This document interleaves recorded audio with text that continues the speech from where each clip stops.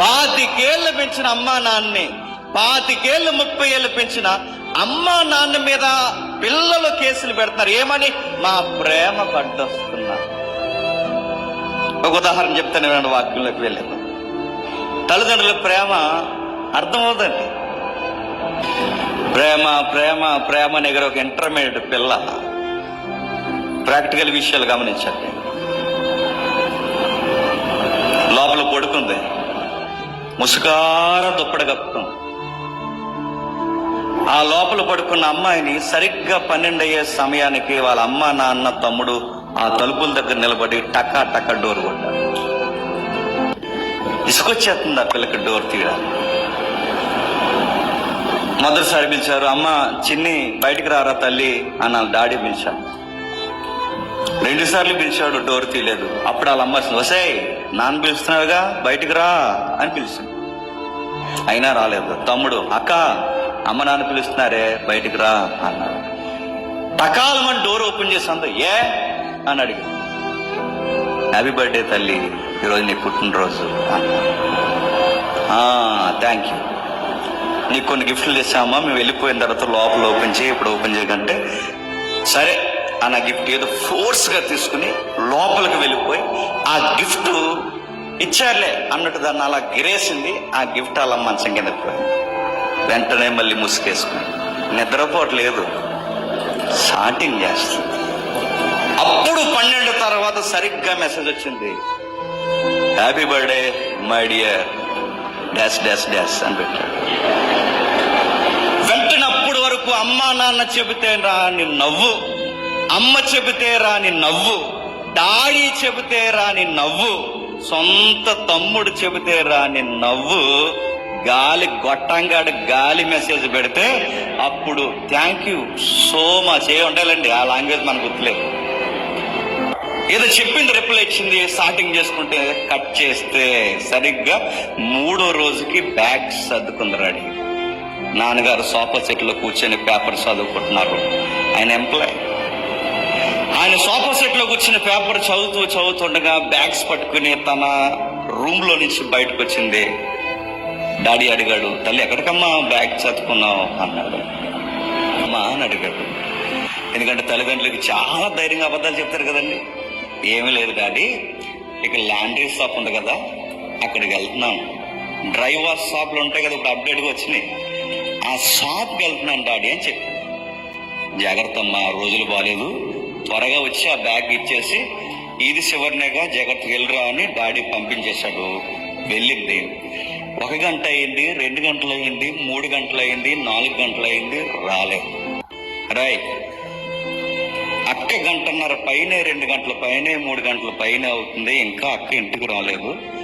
ఆ షాప్ దగ్గరికి వెళ్ళిందని ఒకసారి చూడరా అంటే పరిగెట్టుకుని వాళ్ళ తమ్ముడు వెళ్ళాడు. మా అక్క వచ్చిందన్నారు ఆంటీ, రాలేదంటే మీ అక్కేం రాలేదు బాబు అన్న. అటు తిరిగాడు ఇటు తిరిగాడు, పరుగు ఇంటికి వెళ్ళి డాడీ అక్క రాలేదనగానే కొంచెం టెన్షన్ లో పడ్డాడు. ఎందుకంటే తండ్రులకి కూతుర్ల మీద రామే. ఏమైంది అంటే అక్క రాలేదు. ఎక్కడికి వెళ్ళారో ఫోన్ స్విచ్ ఆఫ్ చేయబడిందని వస్తుంది. అటు పరిగెట్టాడు ఇటు పరిగెట్టాడు. సాయంత్రం అయిపోయింది, ఇంకా అమ్మాయి రాలేదు. ఏమైందో తెలియదు. ఈ లోపల వాళ్ళ అమ్మకి కంగారు వస్తుంది. ఏమండి ఏదో జరిగిందండి, భయం వేస్తుంది. బయటకు వెళ్ళింది. ఏ అదవి ఏం చేశాడో ఏంటో. ఆ పిల్ల బట్టలు ఉతకడానికి, అదే బట్టలు ఉతికించడానికి వెళ్తే ఈ లోపు పాపను ఏం చేస్తారేంటో. పోలీస్ స్టేషన్ కంప్లైంట్ ఇవ్వండి అంటే పోలీస్ స్టేషన్ కంప్లైంట్ ఇస్తే ఏమవుతుందో ఏంటంటే మరి ఏం చేస్తామండి, పోలీసులు కంప్లైంట్ ఇద్దామంటే సరే పోలీస్ స్టేషన్ కంప్లైంట్ ఇవ్వాలంటే అమ్మాయి ఫోటో ఉండాలి. మిస్సింగ్ కేసు నమోదు చేస్తారు కంప్లైంట్ తీసుకునే ముందు.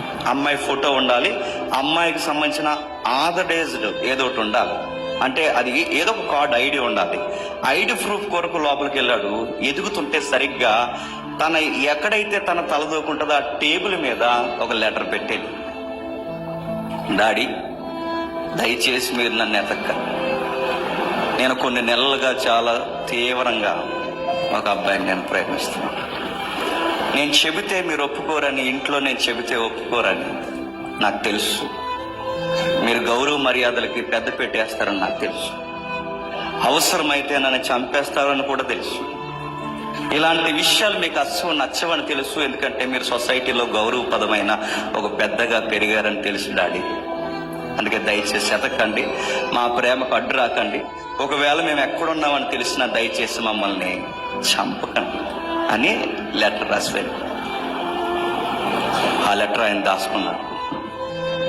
బయటకు వచ్చాడు, విషయం నడిచింది. సరిగ్గా 3 రోజులకి బయటకు వచ్చే సమయానికి ఏమంటే కంప్లైంట్ వద్దు, ఏమొద్దు చెప్పట్లేదు. ఎందుకంటే తండ్రులు ప్రతి విషయాన్ని బయటికి చెప్పరండి. చెల్లెలు బాగా వినండి, చిన్నపిల్లలైనా చెల్లెలు ఎవరైతే ఉన్నారో బాగా వినండి, బయటికి చెప్పలేదు. సరిగ్గా 3-4 రోజులకి ఆ పిల్ల ఆటో దిగి ఆ బ్యాగ్స్ పట్టుకుని నడుచుకుంటూ వస్తుంది. 3-4 రోజులకి ఏమైంది, గాలి గొట్టంగాలు బయటికి తెలిసా కూర కూడా కొండవు. మళ్ళీ చెప్తున్నాను నేను, ఆడేం చేయలేడు. వాడిని పెంచుతాడు అనుకుంటున్నావా? వాడు నిజంగా పనికొచ్చే పనోడే అయితే ఇలాంటి పిచ్చి పనులు చేస్తాడా? 3 రోజులు టిఫిన్ అట్లేరు, 3 రోజులు భోజనం పెట్టలేడు, కనీసం నీకు ఒక బట్ట కొనలేడు. ఆ పిల్లకి అర్థమైంది ఏదో జరిగింది సంథింగ్. ఆ విషయం అంతా పక్కన పెట్టండి. 3వ రోజుకి బ్యాగులు పట్టుకుని వస్తే పరుగున వాళ్ళ అమ్మాయి వెళ్ళింది, పరుగున తమ్ముడు వెళ్ళాడు. హక్ చేసుకున్నారు. ఎక్కడికి పోయావే, ఏమైందే, ఎక్కడ పోయావో చెప్పా చేయకుండా నీ గురించి కళ్ళు కాయలు కాసేలా మేము ఏడుస్తున్నాం. ఏమైందిరా, లోపల రా, తిన్నావా లేదు, ఇటు ఎలా ముఖమేంటి ఇలా అయిపోయింది, ఏమైందని లోపలికి తీసుకెళ్లారు. ఆ లోపల తీసుకెళ్తే అర్థం అవట్లేదు ఆ పిల్లకి. ఏం అర్థం అవట్లేదంటే, అసలు ఇలాంటి పాడు పని చేసిన ఏ అమ్మాయినా ప్రేమిస్తుందా? రాక ఇంట్లోకి అని చెప్తుంది. అయినా మా అమ్మ నన్ను ప్రేమగా స్వీకరిస్తుంది, మా తమ్ముడు నన్ను ప్రేమగా స్వీకరిస్తున్నారు, ఇంత ప్రేమగా నన్ను స్వీకరించి నా లోపలికి తీసుకుని వస్తున్నారంటే తనకు ఒక విషయం అర్థమైంది. తెలివైన పిల్లే. ఏమర్థమైందంటే, బహుశా నేను రాసిన ఉత్తరం వేళలో సాధపడలేదు. ఒకవేళకి ఉత్తరం వేళకి అర్థమై ఉంటే నేను లేచిపోయాను అని అర్థమవును, ఇంట్లో కూడా రానివ్వరు. అంటే ఈ విషయం వాళ్ళకి అర్థం అవ్వలేదు. మరి ఆ లెటర్ ఏమైంది? డైనమాలో పడింది. అటు పరిగెట్టింది, ఇటు పరిగెట్టింది. ఖచ్చితంగా మా డాడీ చదువుంటాడు. మమ్మీ డాడీ ఏడి అని అడిగి, మమ్మీ నిన్నే డాడీ ఏడని అడిగితే ఆ ఎదవ కోసం ఎత్తకంది. షాక్ అయిపోయింది. ఎప్పుడు నాన్న పేరు పెట్టి పిలవని మా మమ్మీ, ఎప్పుడు కనీసం ఏ రోజు అగౌరవంగా మాట్లాడిన నా తల్లి మా నాన్న ఎదవంటుందేంటి? ఏడు మమ్మీ, డాడీ ఏడు మమ్మీ అంటే ఆ ఎదవ కోసం అడుగు పనికి మాలినోడు. ఏమయ్యాడు మమ్మీ అంటే ఫోటో చూపించింది, చచ్చిపోయాడు. ఆ డాడీ చనిపోవడం ఏంటి ఏం అర్థం అవట్లేదు, ఏం మాట్లాడట్లేదు. లోపలికి వచ్చింది, నాన్న చనిపోవడం ఏంటి, ఎదవంటుందేంటి, ఏం జరిగింది? ఏడుస్తూ తన గదిలోకి పోయింది. నేల మీద పడి ఏడుస్తుంది. ఆ నేల మీద పడి ఏడుస్తున్నప్పుడు సరిగ్గా పుట్టినరోజు గిఫ్ట్ ఇచ్చారు కదా, ఆ గిఫ్ట్ మంచం కింద కనబడి ఒకసారి బాధపడ గిఫ్ట్ బయటకు లాగింది. అప్పటికి ఆ గిఫ్ట్ లో ఈ పిల్ల వస్తుందని తెలిసి ఆ గిఫ్ట్ కి ఒక డాడీ లెటర్ అంటించేసి వచ్చాడు. అమ్మా, నీకు విషయం చెప్పాలి, 3వ రోజుకైనా 4వ రోజుకైనా ఏదో ఒక రోజు నువ్వు తిరిగి వస్తావని నాకు తెలిసింది. ఎందుకంటే నీ వయసు దాటి వచ్చిన తండ్రిని నేను. ఆ వయసు ఎలా ఉంటుందో నాకు తెలుసు, ఆ జీవితం ఎలా ఉంటుందో తెలుసు. ఖచ్చితంగా అమ్మ నాన్న విలువ తెలిసి నువ్వు వెనక్కి వస్తావని తెలుసు. అమ్మ, నీకు ఉత్తరం రాస్తున్నా. నా కూతురు ఎవరితోనో లేచిపోయిందన్న మాటలు ఈ గుండె వినలేదమ్మా. గారాభంగా పెంచుకున్న నా బిడ్డ ఎవడో తీసుకెళ్లిపోతే గొర్రెళ్ళిపోయినట్టు వెళ్ళిపోయిందంటే నీ చెవులు వినలేవమ్మా.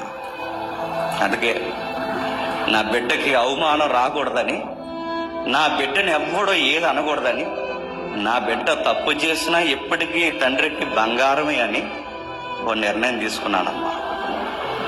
ఏం చేశారు? చదువుతుంది అందులో. నా బిడ్డ ఎవ్వడు ఏమనడానికి వీల్లేదని ఒక నిర్ణయం తీసుకున్నాను. ఒక మాట అన్నావు కదమ్మా, నీ ప్రేమకి మేము అడ్డొచ్చి నీ ప్రాణాలే తీసేస్తానన్నావు కదా. ఒక మాట చెప్తాను గుర్తు. నువ్వు ఇంట్లో నుంచి వెళ్ళిపోయేవంటే చీ అంటారని, తూ అంటారని, రకరకాలుగా ఈదుల్లో ఎంతుంటేనే ఎంత మాట్లాడతారు. అంతగా నా కూతురు కోసం గుప్పుమని ఊరు మాట్లాడితే తట్టుకోలేక నిన్నెవ్వడు ఏమనకూడదని అందరికి ఒక మాట రాసి నేను సూసైడ్ చేసుకుని చచ్చిపోయాను. అమ్మాయికి అర్థమైంది. అంటే నాన్న ఆత్మహత్య చేసుకున్నాడా? ఏమని పేరు చెప్పి ఆత్మహత్య చేసుకున్నాడంటే ఆ లెటర్లు ఇలా రాశాడు. ఆ లెటర్ అందరు కనబడేలా పెట్టాడు, ఈ లెటర్ మాత్రం వాళ్ళ అమ్మాయికే కనబడేలా పెట్టాడు. అందరు కనబడే లెటర్లో ఏమని రాశాడంటే, నా కూతురు ఇంట్లో నుంచి ఎందుకు వెళ్ళిపోయిందంటే ఎవరితోనే వెళ్ళిపోలేదు, నా కూతురు నేను లైంగికంగా ఏదించే ప్రయత్నాలు నేను చేస్తున్నానని నా బంగారు తల్లికి ఆ విషయం నచ్చక, నా తండ్రే నన్ను ఇబ్బంది పెడుతున్నాడని తట్టుకోలేక నా కూతురు ఇంట్లో నుంచి వెళ్ళిపోయింది. ఈ దుర్మార్గుడు వాళ్ళ ఇంట్లో నుంచి వెళ్ళిపోయిందే తప్ప నా కూతురు బంగారం అని చెప్పి నీ నింద నా నిందగా భరించాను. నువ్వు మాట అన్నావు కదమ్మా, నీ ప్రాణాలు తీసేస్తానన్నావు కదా. ప్రాణాలు ప్రేమ కొరకు ఇచ్చేసేది నిన్ను తీసుకెళ్ళిపోయేవాడో, నువ్వు బాగుండాలని నీ కొరకు ప్రాణాలు ఇచ్చేసే ఈ తండ్రిది నిజమైన ప్రేమ నువ్వే తెలుసుకో తల్లి. నువ్వు వస్తావని లెటర్ రాసి చచ్చిపోయావు. ఇప్పుడు చెప్పండి, ఈ చిన్న విషయంలో, ఈ పరిస్థితుల్లో, ఈ కథలో, ఈ స్టోరీలో ట్రూలో ఏం కనబడుతుంది చెప్పండి. ఎప్పుడైనా మీరు గమనించండి, పిల్లలుగా ఎన్ని తప్పులు చేసినా వెంటనే 2 దెబ్బలు పడేసి మళ్ళీ సెంగులోకి లాక్కుండేది ఎవరో తెలుసా? మీ అమ్మే. గుర్తుపెట్టుకో. నువ్వు ఎంత తప్పు చేసినా మళ్ళీ నేను వెనక్కి నిలబెట్టి ఎదురు ఈదోలతో గొడవాడేది ఎవరు తెలుసా? మీ నాన్నే. మనకి ఈ ప్రేమ కళ్ళకు కనబడదండి. హాయ్, గుడ్ మార్నింగ్, టిఫిన్ చేసావా అనగానే ఎంత కేరింగో నా మీద. టిఫిన్ చేశారని అడుగుతున్నారు. ఆడు జొమాటోలో ఏమైనా బుక్ చేశాడు నీకు టిఫిన్? ఆడు ₹10 పని చేయండి, నీకు ఏది ఇవ్వడు. కానీ నీకేమిడొచ్చు తెలుసా? టిఫిన్ చేసావని అడిగింది కేరింగ్ అనుకుంటావు, చెత్త మాటలు కేరింగ్ అనుకుంటావు, రమ్యమైన మాటలు. పార్కుల్లో కూర్చుని గంటలు ఏం మాట్లాడుకుంటారు? భుజాలు తాక్కుని శ్వాస తగులుతుంటే కన్న పేగు తెంచుకుని పుట్టిన ఆ తల్లిదండ్రుల్ని ఘరానాగా మోసం చేస్తూ, ఆ ఇంటిని ఈడి మోసం చేస్తూ, ఈ ఇంటిని ఈ పిల్ల మోసం చేస్తూ, ఈ మోసకరమైన అబద్ధపు పనులు చేస్తూ ఈ మోసానికి పెట్టుకున్న పేరేంటండి? ప్రేమ. ఎవడన్నాడు ప్రేమని? దీన్ని ప్రేమ అంటారా? దీన్ని వైరాగ్యం అంటారా? దీన్ని జీవితాలు అర్థం చేసుకుంటారని అడుగుతాను. పతనానికి అడుగులు వేయడం అంటారు. జారత్వానికి, ప్రేమకి, ఆకాశానికి భూమికున్నంత తేడా ఉంది. లస్ట్ కి దాన్ని సెక్సువల్ అబ్యూజ్ గా ఎక్స్పోజ్ చేయడం లవ్ అనరు. మ్యారిటల్ లవ్ అని బైబిల్లో ఉంది. ప్రేమ అన్నది మ్యారేజ్ జోన్ లో ఉంది. అది మనకు అర్థం కానంత వరకు ఈ గాలి కోతలే ప్రేమ అనుకుంటాం. ఈ చరిత్ర ఇలా చదువుకుంటూ మాట్లాడుకుంటూ మనం అలా ముందుకెళ్తే ఈ సొసైటీలో చాలా స్టోరీస్ ఉన్నాయి.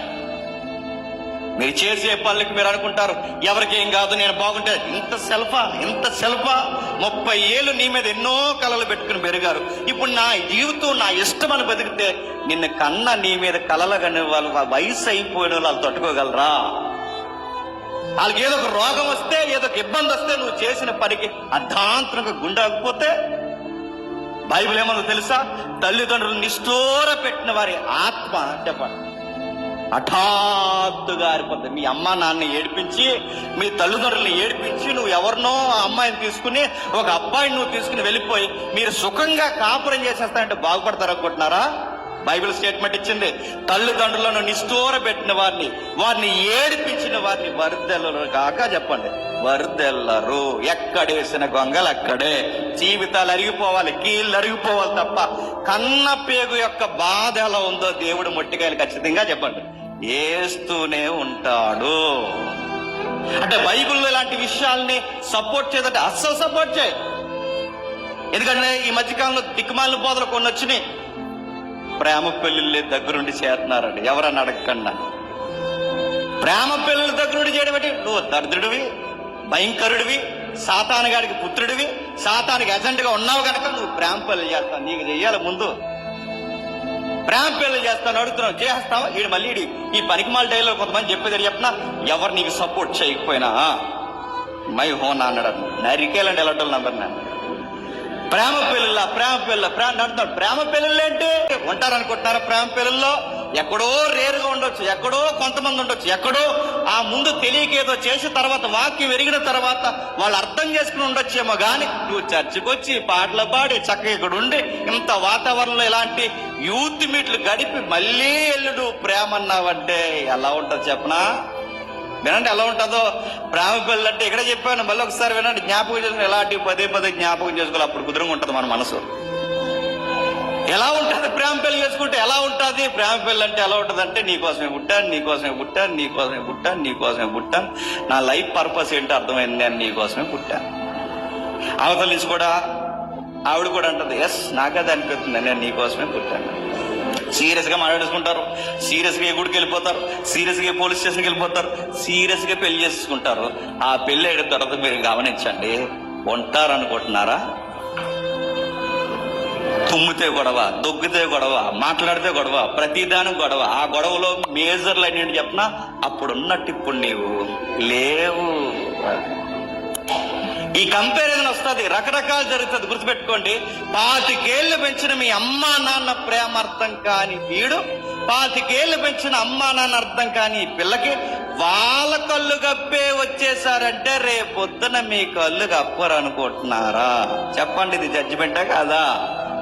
ఇప్పుడు అమ్మా నాన్నే ఎదిరించి వచ్చేసిందంటే, అమ్మా నాన్నే వీడి గెంటేసి వచ్చేసాడంటే రేపు పొద్దున్న గాలి గొట్టంగాడి మధ్యలో వచ్చాడు, వీడు నీతో ఉంటాడు అనుకుంటున్నావా? ఓవే అంటాడు. ఉంటే లేకపోతే పోంటే ఎక్కడ పోతావు? ఇప్పుడు అమ్మా పాయే, నానా పాయే, అందరూ పాయే, ఊరు పాయే, అందరూ వెళ్ళిపోయే. ఇప్పుడు నేను ఆడొద్దన్నాడు, నేను వచ్చేస్తానంటే రా అమ్మ మహాతల్లి అంటారా? ఊసేస్తారు మాకు మీద అంటారా? అందుకే జీవితాలు జాగ్రత్త, నిర్ణయాలు జాగ్రత్త. ఇవి బైబిల్ బయట అయినా బైబిల్ లోపలైనా ఇలాంటి విషయాలకి సక్సెస్ రేటింగ్ చాలా తక్కువ, విజయాలు సాధించిన చాలా తక్కువ, జీవితాలు పతనం అవుతాయి. అంటే వీటి గురించి మీరు ఏం చెప్పాలనుకుంటారంటే ఒక్క మాట నేను చెప్తాను, వద్దు, దయచేసి అలాంటి చీకటిలోనికి జారుకోవద్దు.